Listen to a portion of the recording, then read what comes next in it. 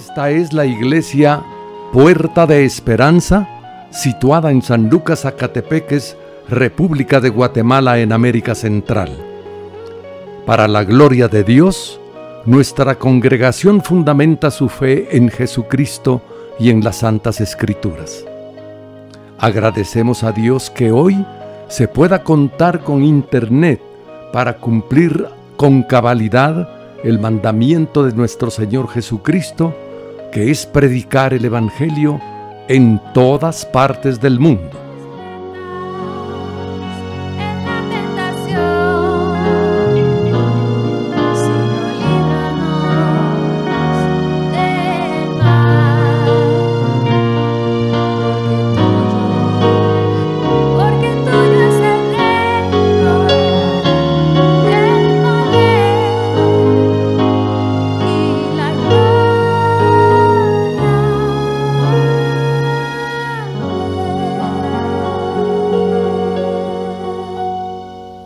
Con mucho agrado, ofrecemos hoy la prédica de nuestro pastor general, el licenciado Gustavo Adolfo Bonilla. El miércoles, y él había desarrollado ya el primer grupo.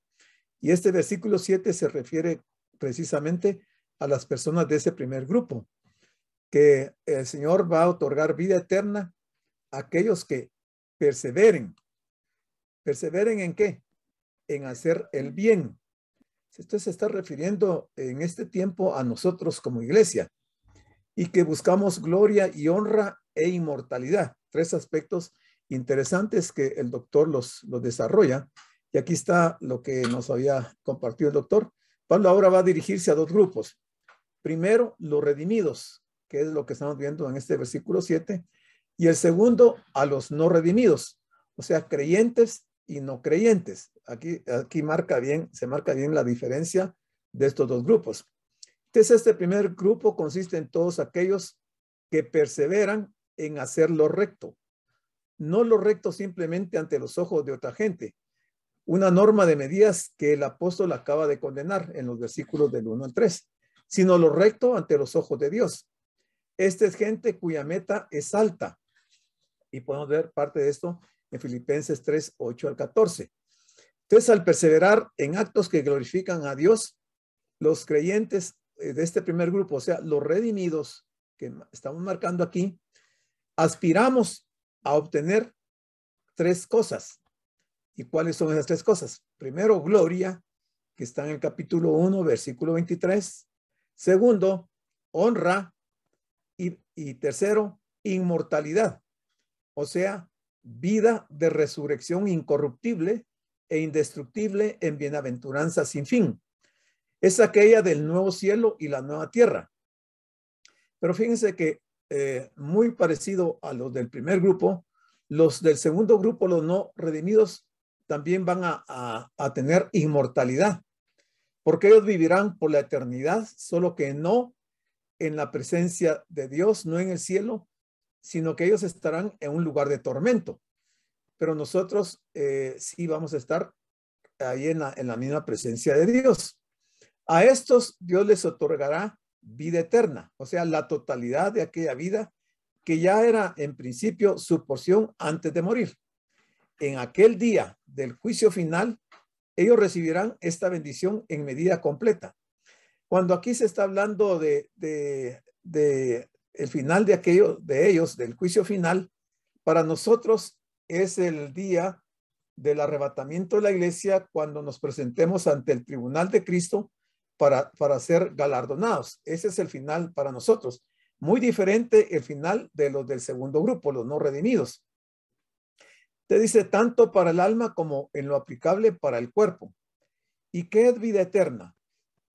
Según las Escrituras, es la comunión con Dios en Cristo, según lo dice Juan 17:3. También es la posesión de la paz de Dios, que trasciende todo entendimiento, Filipenses 4:7. Es también un gozo inexpresable y plena gloria, según 1 Pedro 1:8. Es la luz del conocimiento de la gloria de Dios en el rostro de Cristo, según 2 Corintios 4:6. Y también es el amor de Dios derramado en nuestros corazones, según Romanos 5:5. continuando con todo esto por los siglos de los siglos. O sea, es una bendición eterna. Estos corresponden al remanente de Dios.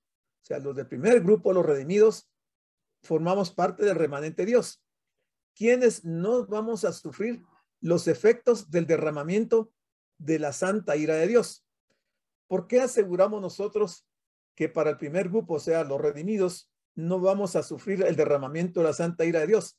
Porque la palabra así lo dice. Si vamos a ver Romanos 5:9, dice Pablo, pues mucho más, estando ya justificados en su sangre, cuando hablamos de su sangre es en su muerte, por él seremos salvos de la ira. Mire, categórico. Romanos 5:9 dice que nosotros vamos a ser salvos de la ira. Por eso decimos que el remanente no va a sufrir los efectos del derramamiento de la ira de Dios, contrario a los del segundo grupo, los no redimidos.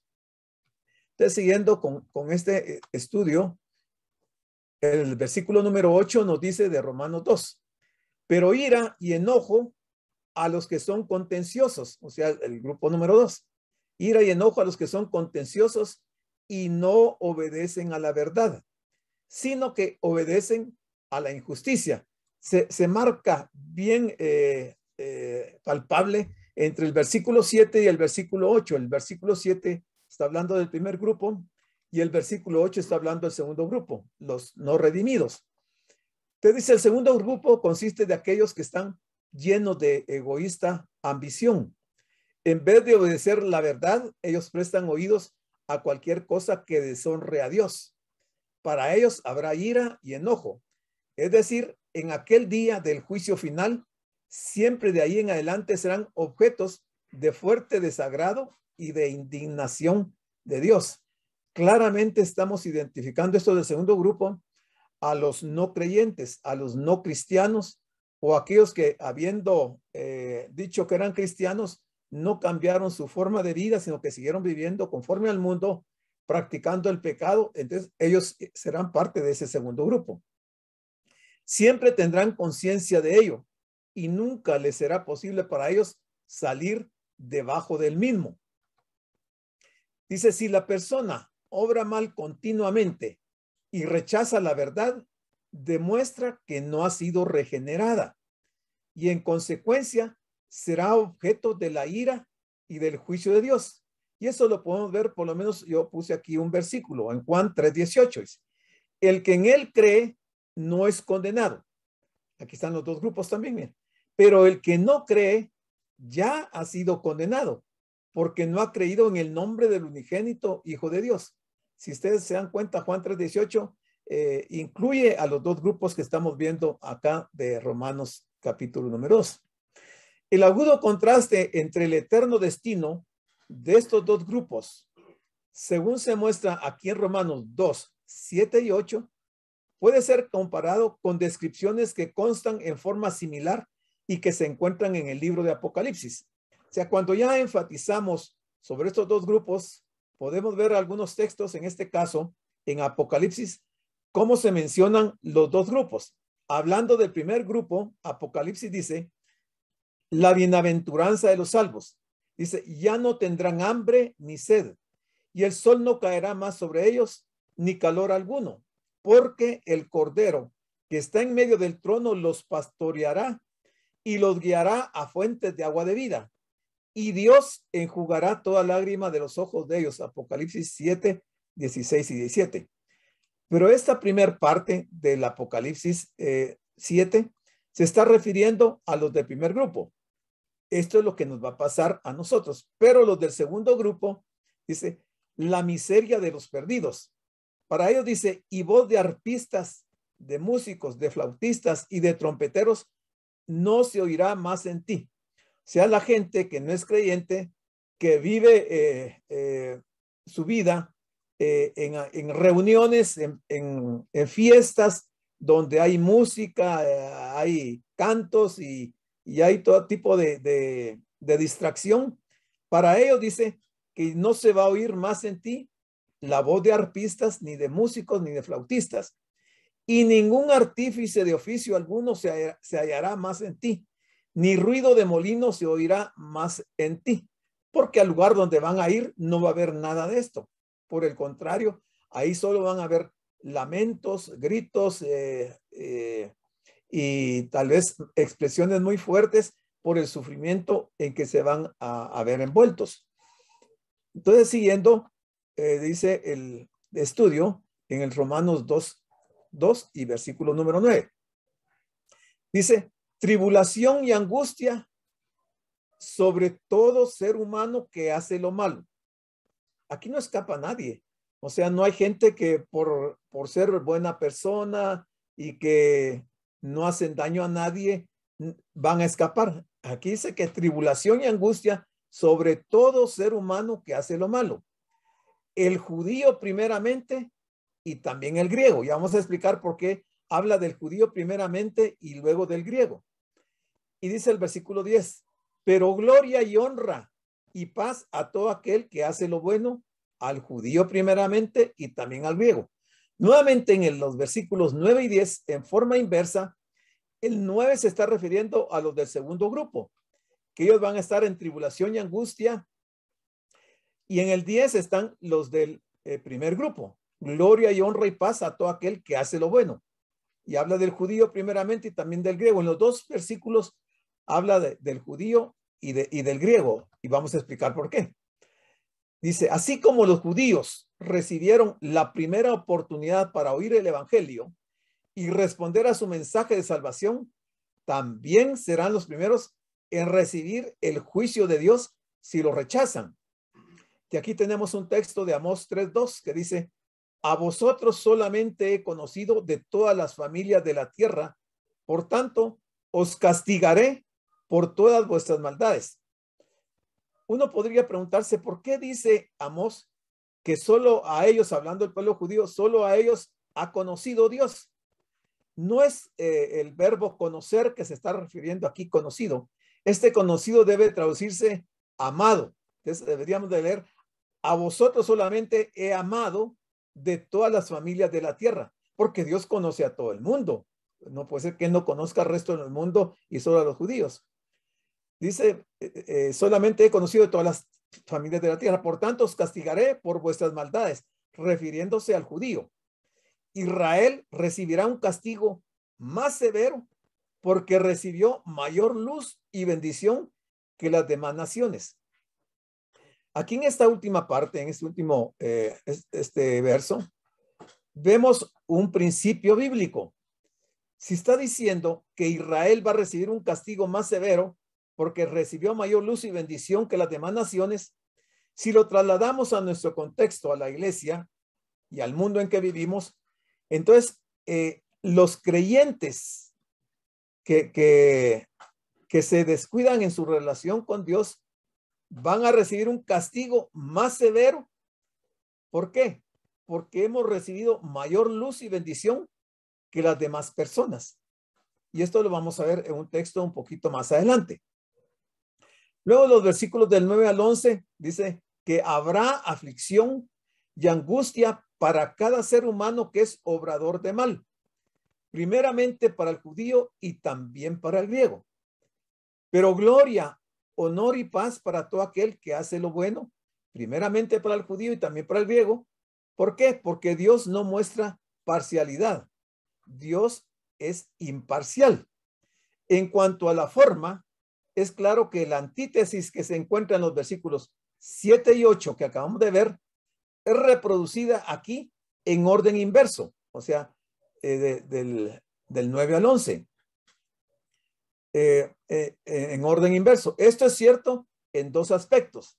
El primero, en los versículos 7 y 8, los obedientes eran mencionados antes que los desobedientes.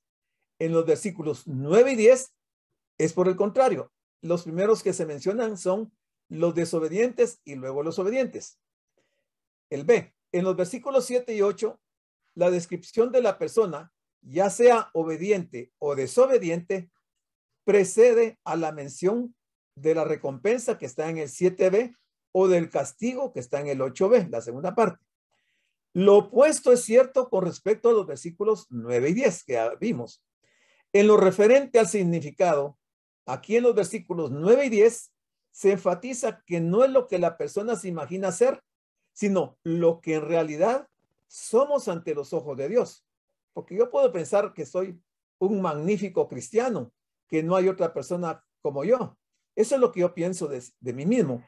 Pero lo que va a importar realmente es cómo nos ve Dios a cada uno de nosotros, porque como Él es imparcial, Él no va a inclinar la balanza para favorecernos, sino que Él va a juzgar de acuerdo a las obras de cada uno. Según lo demuestra su vida, sus obras, lo que determina qué sucederá con Él en el juicio final.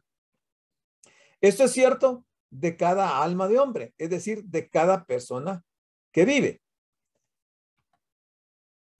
Para el obrador del mal, del versículo 9, habrá una aflicción externa y una angustia interna. Y en este caso vale la pena recordar el caso del rico. ¿Se recuerdan el caso del rico y Lázaro? El rico estaba sufriendo una aflicción externa porque él expresa claramente de que las llamas del fuego en donde él está no las puede soportar y le está pidiendo a Abraham que envíe a Lázaro a mojar su dedo en agua y que refresque su lengua, o sea, la forma externa. Pero además está pasando por una angustia interna. Ahí, por ejemplo, en ese caso se ve que el rico está angustiado porque ya se da cuenta de lo terrible del lugar donde él está y se recuerda que tiene 5 hermanos en esta tierra y quiere el rico que Abraham mande a Lázaro o a alguien más que sea resucitado para que venga a la tierra a avisarle a sus hermanos. O sea, está teniendo una angustia interna en su alma. En relación con los obradores del bien, del versículo 10, notemos que según el versículo 7, lo que el pueblo de Dios buscaba era gloria y honor e inmortalidad. Y es también lo que reciben. O sea, aquí no hay nada malo en esto, en desear esto, lo que se busca, sino que también eso es lo que Dios nos va a dar a cada uno de nosotros los que obramos de acuerdo con el bien. Aquí los términos inmortalidad y paz pueden ser vistos como sinónimos, al menos en una medida considerable. La palabra paz debe interpretarse en su sentido más amplio, indicando una salvación plena y libre, o sea, una salvación total, una participación gozosa y sin fin. Nunca va a terminar ese gozo de estar en el cielo, con cuerpo y alma renovados en toda la bienaventuranza del nuevo cielo y de la nueva tierra. Esto, por supuesto, incluye una dulce comunión con el Trino Dios y con todos los redimidos. Todo esto será para la gloria de Dios. Todo esto que nosotros vamos a obtener por hacer las cosas bien. Esto, sin embargo, no debe interpretarse como si dijera que Dios tratará más generosamente al judío que al gentil. No es eso lo que está diciendo. Por el contrario, Dios no muestra favoritismo, de acuerdo con el versículo 11, porque dice todos, todas las personas. Una lección que Pedro tuvo que aprender según Hechos 10:34. Nos viene a la memoria un pasaje de los labios de Jesús que dijo, porque de todo aquel que ha recibido mucho, mucho se requerirá. Y a todo aquel a quien mucho se le ha confiado, tanto más se le demandará. Eso está en Lucas 12:48. Por eso decía que nosotros como creyentes somos más responsables y se nos va a demandar más. ¿Por qué? Porque al igual que los judíos, que ellos recibieron, a diferencia de todo el resto de naciones, ellos recibieron los oráculos de Dios, conocieron de Dios, las promesas de Dios, a ellos se les va a demandar más. A nosotros también, porque hemos recibido tanta luz en la palabra de Dios que se nos ha confiado tantas cosas que la demanda para nosotros va a ser más fuerte. Eso es lo que dice Lucas 12:48. Romanos 2:12 dice, porque todos, otra vez, mira, porque todos los que sin ley han pecado, sin ley también perecerán. Y todos los que bajo la ley han pecado, por la ley serán juzgados. O sea, no hay forma de escaparse.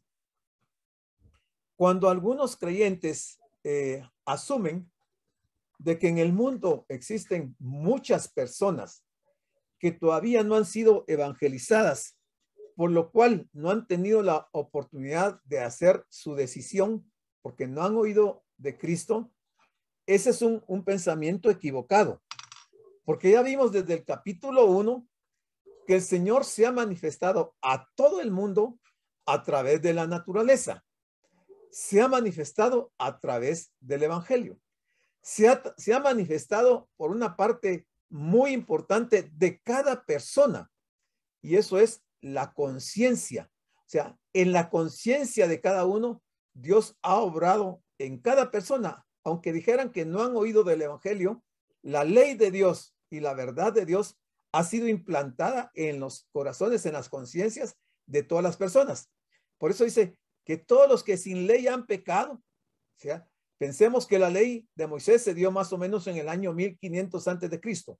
Entonces, antes de Moisés, todos los que pecaron sin ley también van a perecer, los que hicieron lo malo. Pero luego, todos los que bajo la ley han pecado, por la ley serán juzgados. Entonces aquí Pablo está nuevamente señalando otros dos grupos, los que estuvieron sin ley y los que estuvieron bajo la ley.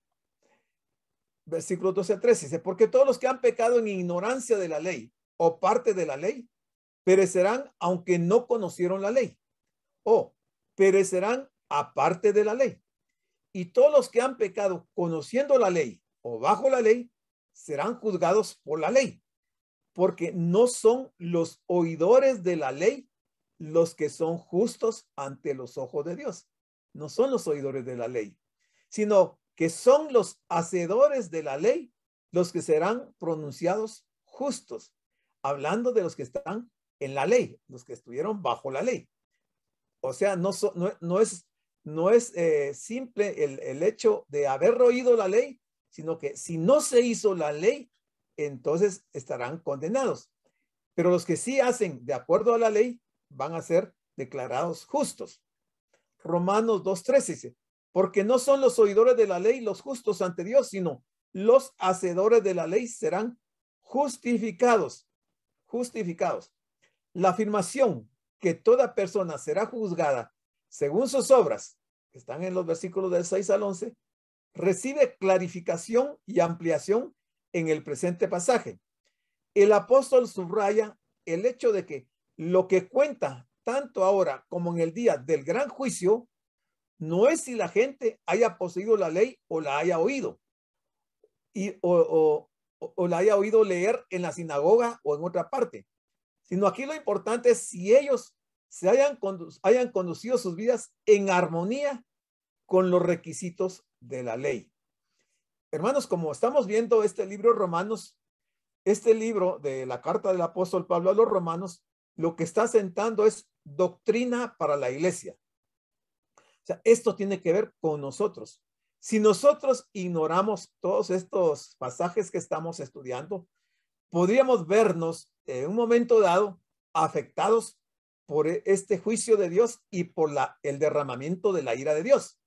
Porque tenemos que prestar atención a lo que está diciendo Pablo, porque esto es básicamente para la iglesia. Aquellos que han pecado en ignorancia de la ley, que lo podemos ver en 1 Corintios 9:21, en otras palabras, los gentiles perecerán aunque no conocieron la ley. Es evidente de los versículos 21 y 22 que al usar la palabra ley, el apóstol tiene especialmente en mente al Pentateuco, o más precisamente a la ley de los 10 mandamientos. Y eso lo podemos ver en Romanos 13, del 8 al 10. Ellos perecerán debido a sus pecados. Y por otra parte, los que han tenido el privilegio de poseer o de oír la ley, no deben pensar que este hecho de por sí será de algún beneficio para ellos ante Dios. Yo diría que nuevamente aquí estamos excluidos la iglesia, porque a nosotros no nos afecta para el efecto de la salvación el Pentateuco, sino que a nosotros nos afecta el hecho de que Cristo en la nueva dispensación murió por nosotros y al derramar su sangre en la cruz nos justificó. Entonces, al estar justificados, obviamente que ya hemos sido salvados, hemos sido salvos. Y es una salvación que no se va a perder. No va a depender de que si oímos,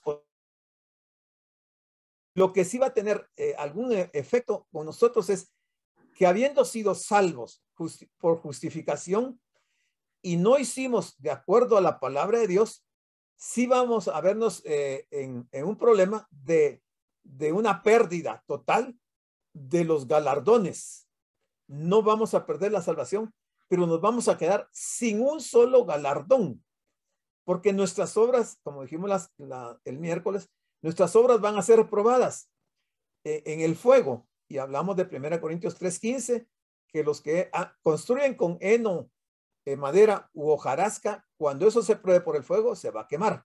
Y entonces dice que van a sufrir pérdida total, pero están hablando de pérdida de galardones. Entonces, a nosotros en eso sí nos puede afectar. Luego, siguiendo el texto, dice, por el contrario, desobedecer la ley que está siendo constantemente repetida en los oídos de uno hará que su condena sea mucho más severa. Hablando de la gente inconversa, que están oyendo la palabra de alguna manera y que desobedecen a propósito y no quieren aceptar que la palabra de Dios es la palabra de Dios, pues que la Biblia es la palabra de Dios. No aquellos que simplemente oyen, sino aquellos que oyen y hacen serán declarados justos. Si nos ubicamos también en el contexto histórico de Israel, aquí Pablo se está refiriendo, recuerden que él hace mención que primeramente a los judíos. Y todos sabemos que los judíos, muchos de ellos hasta el día de hoy, no se han cobijado bajo el paraguas de Cristo, sino que ellos siguen dependiendo de la ley. Entonces, Pablo también está hablando a esos judíos del día de hoy que creen que bajo la ley se van a salvar. Pero como nadie puede cumplir la ley, obviamente que ellos están condenados a que si no reflexionan y entregan sus vidas a Cristo, la ley no los va a salvar. Nadie ha podido cumplir la ley. Entonces dice, no aquellos que simplemente oyen, sino aquellos que oyen y hacen serán declarados justos. 1 Corintios 9:21 dice, a los que están sin ley, como si yo estuviera sin ley, no estando yo sin ley de Dios, sino bajo la ley de Cristo para ganar a los que están sin ley. Si usted ve aquí en este versículo, habla de la ley de Dios, pero habla también de la ley de Cristo. Son dos leyes totalmente diferentes. La ley de Dios aquí está hablando del Pentateuco, pero la ley de Cristo se está refiriendo a todo lo que tanto el Señor dijo como Pablo desarrolló en la doctrina para la iglesia. ¿Cuál es la ley de Cristo? ¿Cuáles son los mandamientos de Cristo para la iglesia? Entonces, para nosotros estamos regidos bajo la ley de Cristo y no bajo la ley de Dios en cuanto a salvación, refiriéndonos a salvación, no a otros aspectos. Entonces dice, debe tenerse en cuenta que en esta ocasión el apóstol no está haciendo un contraste entre la justificación por la fe y la justificación por las obras de la ley. Son dos términos totalmente diferentes. La justificación por la fe es la fe en Cristo y la justificación por las obras de la ley, estamos hablando del Antiguo Testamento. Aquellos que así deseen interpretar lo que él está diciendo harían que Pablo se contradijera si pensamos que está haciendo un contraste entre estas dos justificaciones. Que Pablo se contradijera, ya que el propósito expreso de esta carta es demostrar que una persona no es justificada por las obras de la ley, sino por la fe en Cristo. Y eso lo vemos en Mateo 7:24 al 29, que dice lo siguiente. Por tanto, solo el 24. Por tanto, todo el que me oye estas palabras y las pone en práctica es como un hombre prudente que construyó su casa sobre la roca. Ya que ustedes ya se ubicaron de qué texto estamos hablando. Entonces, la fe en Cristo que se ve desarrollada en parte en estos versículos 24 al 29 de Mateo 7. Interpretada de esta manera, esta regla tiene validez aún para aquellos creyentes que están viviendo en la nueva dispensación, precisamente porque han sido librados de la maldición de la ley. Tanto más están ahora más profundamente obligados, no solo a oír, sino también a obedecer el evangelio. No dice el Pentateuco. Por medio de sus buenas obras, resultando de la gratitud. Ellos demuestran que por la gracia y el poder soberano de Dios, ellos la han entregado a Él en sus corazones. Cuando hablamos de gracia, recuérdense que la gracia es un don inmerecido, es un regalo de Dios para nosotros. No es por hacer obras, sino que es por la fe que ponemos en Cristo. Entonces nosotros somos justificados de esa manera, no por las obras de la ley. Cuando Pablo trata la antítesis de justificación por la fe o por obras, él dejará bien en claro que no es por obras, sino por la fe que una persona es justificada. Y eso lo podemos ver más detalladamente en Romanos 3, 20 y 28, Romanos 4, 2, Gálatas 2, 16, Gálatas 3, 11 y 12.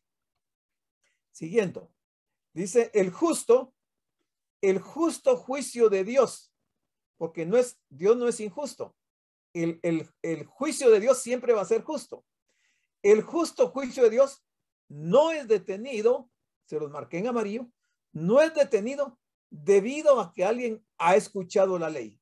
O sea, escuchar la ley no detiene el justo juicio de Dios. Es detenido el justo juicio de Dios si alguien en verdad cumple con la ley, los que están bajo la ley. Solo si se cumple la ley, entonces se puede detener el justo juicio de Dios. Pero como ya dijimos, nadie puede cumplir la ley. Ni hubo ninguno en la época antigua que haya podido cumplir con la ley, excepto el Señor. Y esa fue la razón por la que Él vino, para dar cumplimiento a la ley, porque si no, todo mundo hubiéramos muerto, hubiéramos ido al infierno. Entonces, parte de la salvación de nosotros es esa gracia recibida de Dios, de que el Señor envió a su Hijo a cumplir con la ley para que nosotros pudiéramos ser justificados. El juicio por el pecado puede venir con o sin la ley. Obviamente, el juicio puede venir ya sea con ley o sin la ley. Romanos 2, 14 y 15 dice, porque cuando los gentiles, mire a quién se está refiriendo, no dice a la iglesia, los gentiles que no tienen ley hacen por naturaleza lo que es de la ley, estos, aunque no tengan ley, son ley para sí mismos. Pareciera que hay un juego de palabras aquí de Pablo, pero ya vamos a explicar a qué se está refiriendo esto. Pero se está hablando de los gentiles que no tienen ley, pero que por naturaleza hacen lo que es de la ley. O sea, ellos no saben la ley, pero por naturaleza ellos hacen lo que dice la ley. Y aunque no tengan ley, son ley para sí mismos. El 15. Mostrando la obra de la ley escrita en sus corazones. ¿Quiénes? Los gentiles. Los gentiles son todos aquellos que no son creyentes. No importa dónde vivan. Pueden vivir en el rincón más apartado del mundo. Pueden pertenecer a alguna tribu de gente que no ha sido civilizada, pero que a ellos también forman parte de los gentiles. Y dice aquí el 15, mostrando la obra de la ley escrita en sus corazones. O sea, el Señor se encargó de eso, que cada ser humano al nacer trae escrita en sus corazones la ley, la obra de la ley. Dice, dando testimonio, se los subrayé y se los puse en rojo, dando testimonio, su conciencia. O sea, nadie va a poder aquel día llegar ante la presencia de Dios y decir, es que a mí nunca me evangelizaron, a mí nunca me hablaron de la Biblia, yo nunca supe del plan de salvación, porque aquí está diciendo claramente que la conciencia de ellos van a dar testimonio de que en sus corazones estaba escrita la ley. Y además de dar testimonio, dice que la conciencia los va a acusar o los va a defender de sus razonamientos. Estos versículos son bien importantes, hermanos, porque nos están aclarando este aspecto, por lo cual yo digo, prestémosle atención. No nos angustiemos de que tenemos que ir al rincón más apartado del África a predicar, porque si no esa gente no va a tener oportunidad de salvarse. No, ellos ya el Señor se encargó de todo el mundo. Claro que sería magnífico que aquellos lugares donde todavía quizás no se ha ido físicamente un misionero o un predicador a evangelizar, sería fantástico ir, pero eso solo agregaría más condenación para aquellos que se resistan a creer. Recuérdense que la historia nos cuenta de muchos misioneros que fueron a esas regiones muy apartadas. ¿Y qué pasó? La gente los mató. A otros se los comieron porque eran gentes como caníbales. Entonces, al haber ido esos misioneros a esos lugares, lo único que hizo fue agrandar el problema y aumentar la condenación para ellos y agrandar también la ira de Dios que va a caer sobre ellos, porque no quisieron oír y al contrario, mataron a los enviados del Señor. Dice, porque cuando los gentiles que no poseen la ley por naturaleza hacen las cosas requeridas por la ley, ellos son una ley para sí mismos, aunque no tengan la ley, porque demuestran que la obra requerida por la ley está escrita en sus corazones, de lo que sus conciencias también dan testimonio y sus pensamientos entre ellos, ya sea acusándolos o defendiéndolos. Sin conocer la ley escrita de Dios, las personas en una sociedad pagana la aprecian. Por lo general, intentan poner en práctica sus principios más básicos, que les permite valorar cosas como la justicia, la honestidad, la compasión y la bondad hacia los demás, lo cual refleja que la ley divina ha sido escrita en su corazón. Yo les pongo aquí esta parte, mire, que dice aquí entre paréntesis, si lo ven en la pantalla. Por ejemplo, pongo yo aquí MT, hablando de esto, de este párrafo. Lo voy a volver a leer para luego mostrarles el ejemplo. Sin conocer la ley escrita de Dios, las personas en una sociedad pagana la aprecian. Por lo general intentan poner en práctica sus principios más básicos, que les permite valorar cosas como la justicia, la honestidad, la compasión y la bondad hacia los demás. Es el ejemplo que yo les pongo aquí. MT es la Madre Teresa. La Madre Teresa de Calcuta fue una persona que dijéramos era honesta, fue una persona que tuvo compasión del país de la India, de los pobres, y fue una mujer bondadosa hacia los demás. Eso lo hizo porque eso reflejaba que la ley divina había sido escrita en su corazón. Pero no va a poder esta señora argumentar que estas razones de la honestidad, compasión y bondad, o sea, las obras de la ley, que por eso se va a salvar.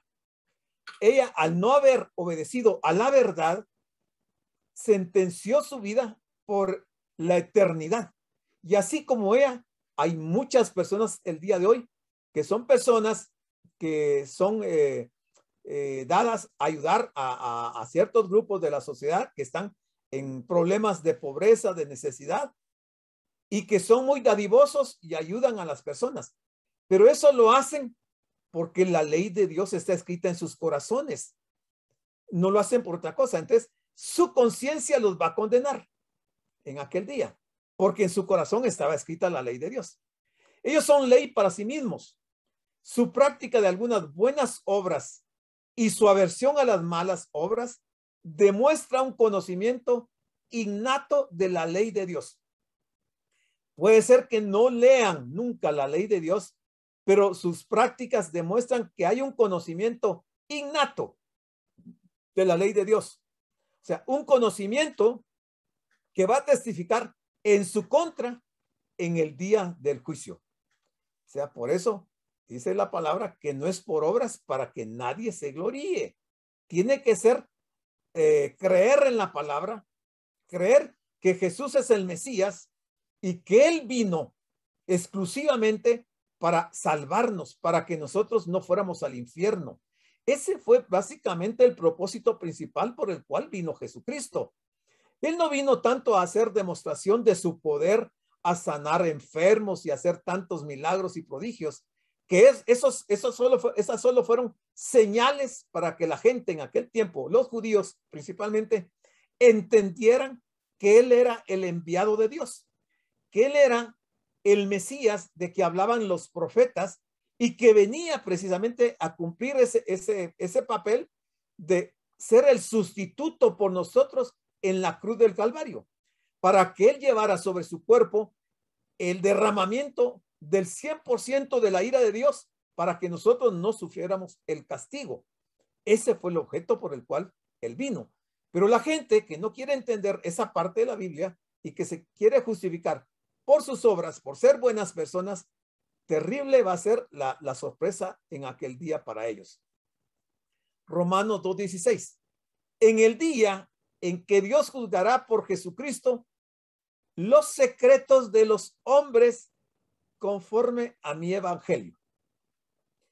Este texto a mí me puso a pensar y a cuestionar algunos aspectos. Yo pregunto a cada uno de ustedes y no me lo conteste. ¿Tienen ustedes algún secreto muy íntimo que solo usted lo conoce y nadie más lo conoce, de alguna acción mala, por supuesto? ¿Hay algo ahí escondido en lo más profundo de su corazón o en su mente, un secreto que nadie lo sabe hasta el día de hoy? Y quizás vayamos al sepulcro llevándonos ese secreto. ¿Qué va a pasar? Dice, en el día en que Dios juzgará por Jesucristo los secretos de los hombres conforme a mi evangelio. Sería algo terrible para cada uno de nosotros. Pero yo digo, no nos preocupemos, porque desde el momento que recibimos a Jesucristo y confesamos nuestros pecados, y quizás no confesamos ese secreto, porque se nos haya olvidado o a propósito.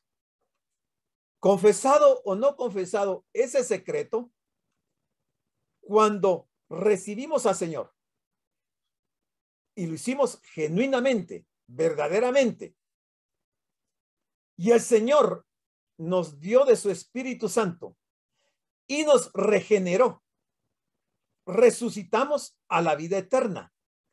Entonces, esos secretos muy profundos ya fueron perdonados. O sea, el Señor no va a actuar de una manera que cuando nos presentemos ante el tribunal de Cristo, que ahí públicamente Él nos ponga en evidencia y en vergüenza, señalándonos aquellos secretos de cosas malas que hubiéramos hecho y que no los confesamos mientras estuvimos en la tierra.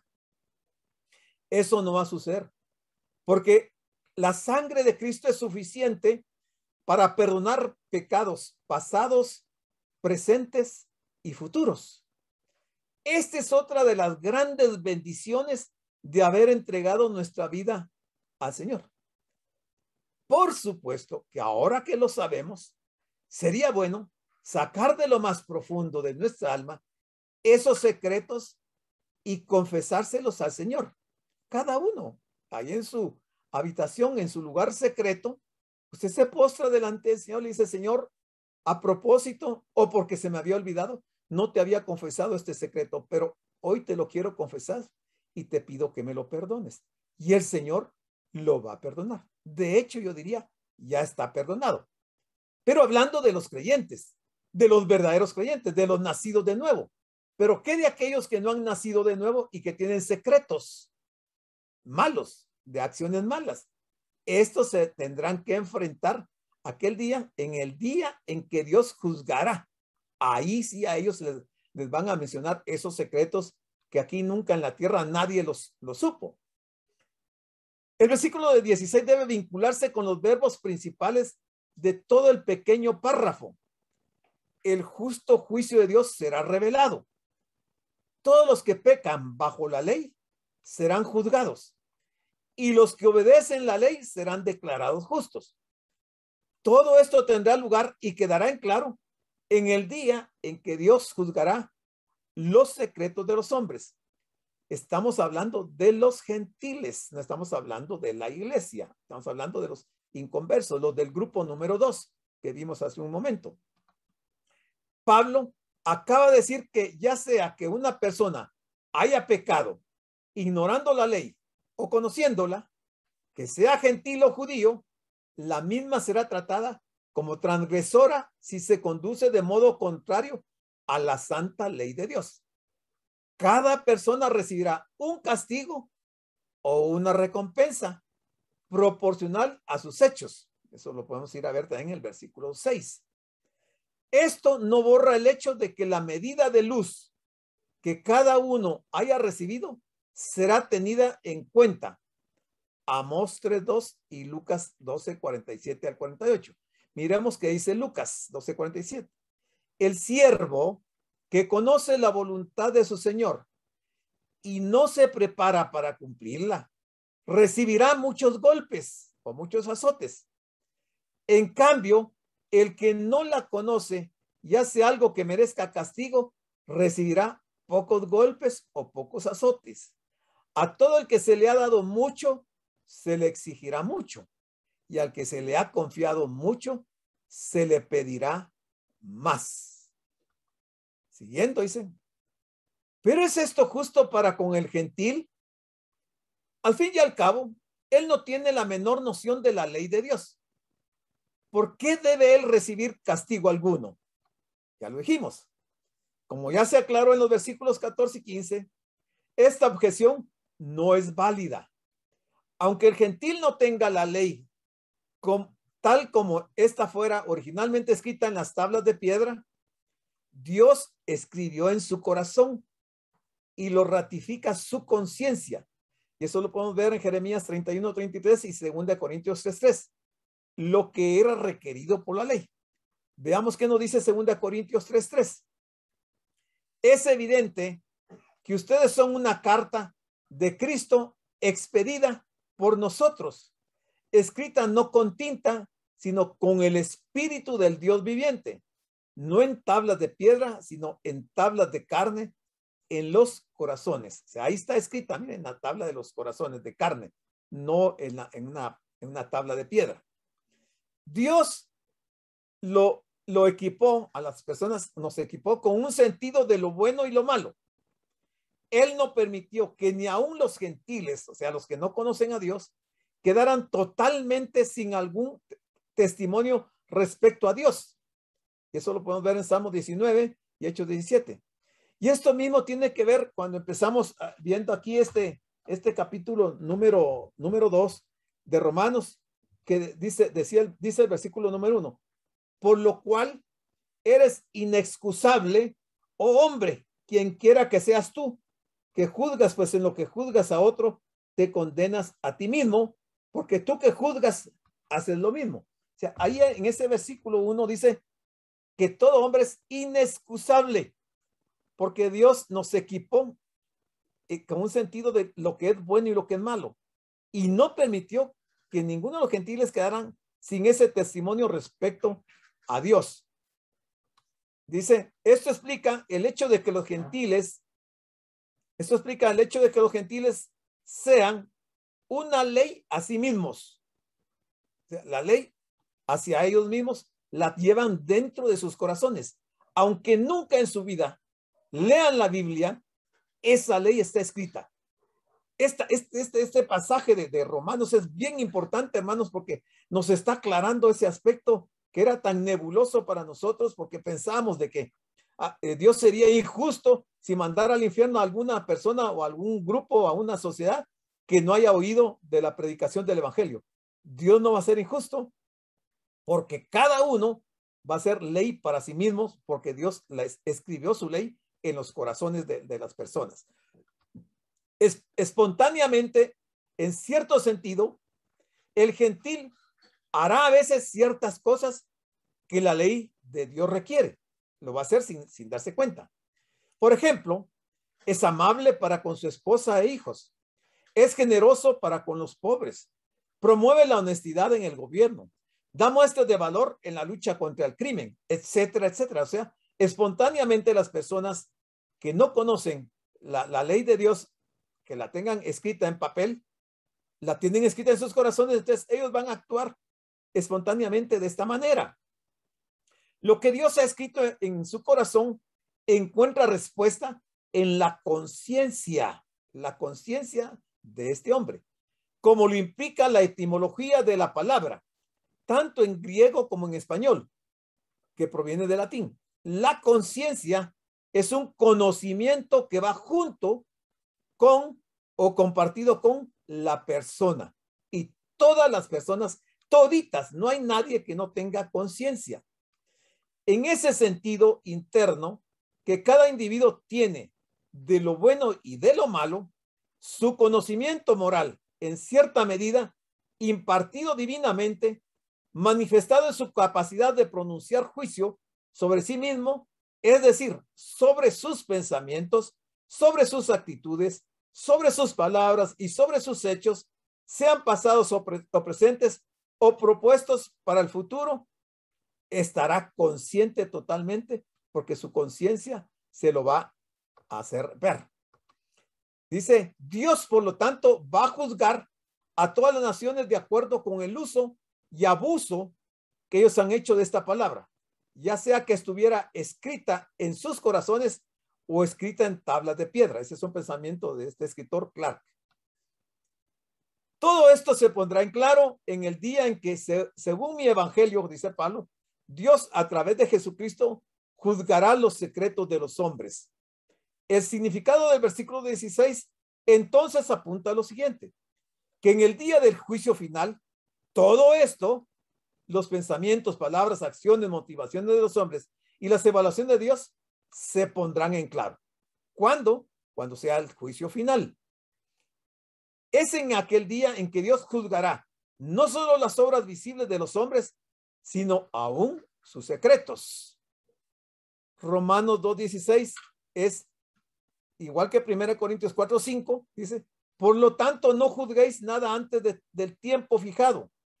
Esperad a que regrese el Señor, quien sacará a la luz las cosas ocultas en la oscuridad y expondrá los motivos de los corazones de los hombres. Otros pasajes en que se enseña ya directamente o por implicación la verdad que Dios juzga a través de Jesucristo son estos pasajes. Muy bien, hermanos, nos vamos a quedar aquí porque ya se terminó el tiempo y nos tocaría para el siguiente miércoles esta parte que habla, visto que lo mismo son las tinieblas que la luz, eso se seguirá el siguiente miércoles de este capítulo 2, versículo 1, y todavía estamos, el doctor nos señaló dos partes en que se dividía el capítulo 2. Ahorita todavía estamos en la primera parte, ya casi finalizando la primera parte, de manera que al terminar esta primera parte, se entrará a la parte número 2 de este capítulo 2. Así es que vamos a terminar hasta acá y voy a dejarles tiempo para que si hay preguntas, hay comentarios o hay aportes, que usen su micrófono en este momento y si yo sé la respuesta, pues les ayudo y si no, pues me comprometo a investigarlo y les daría la respuesta porque es un capítulo de veras bien complicado. O sea, no es nada fácil. Hay que llevar muy bien la secuencia de lo que Pablo dice para uno entender y no confundirse y caer en errores. Puede usar su micrófono. Damos las gracias por su atención a la prédica del pastor general licenciado Gustavo Adolfo Bonilla e invitamos a la prédica del próximo domingo a esta misma hora.